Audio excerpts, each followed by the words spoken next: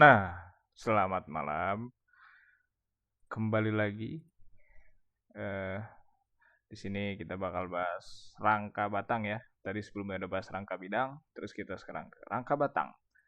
Nah, yang perlu diingat kalau udah punya template MATCAD ini, ingat aja kita lagi ngerjain apa. Sekarang kita lagi ngerjain batang. Kita review ya.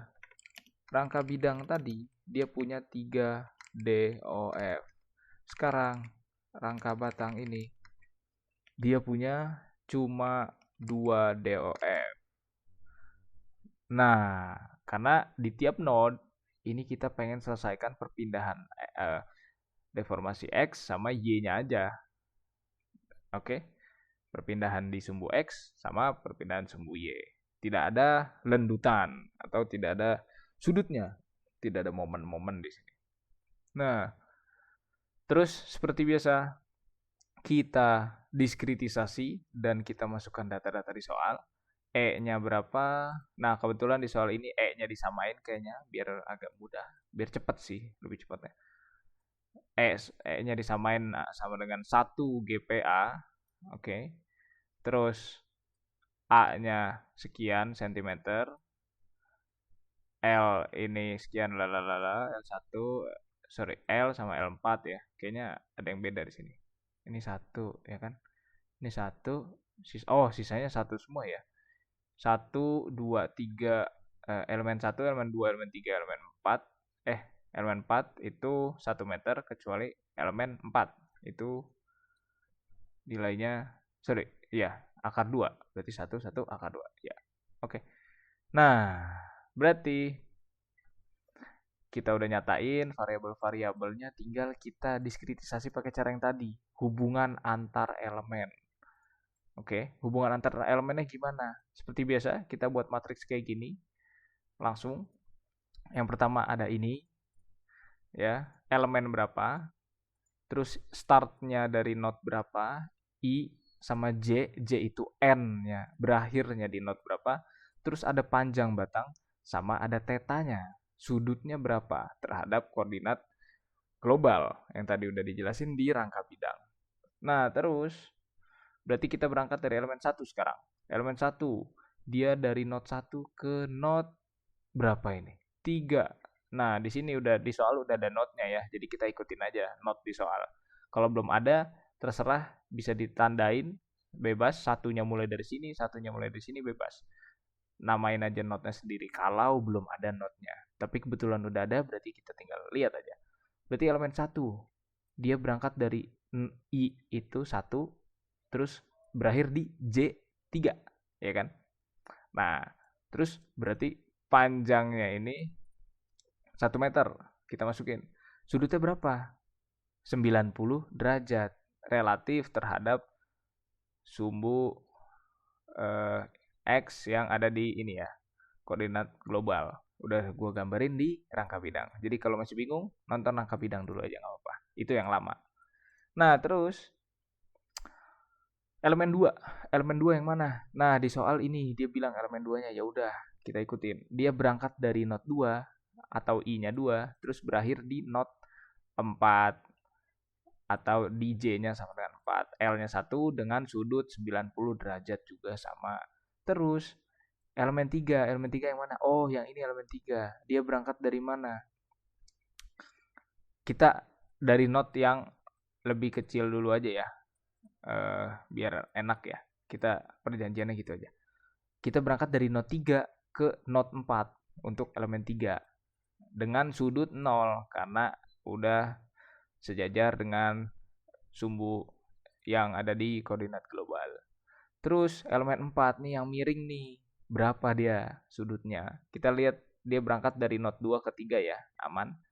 Terus L-nya, panjangnya tadi akar 2, terus tetanya berapa? 135 ini dari mana?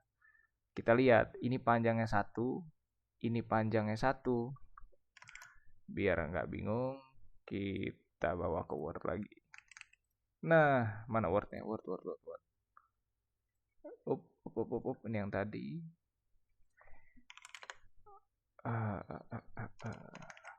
Nah, ini kita coret-coret.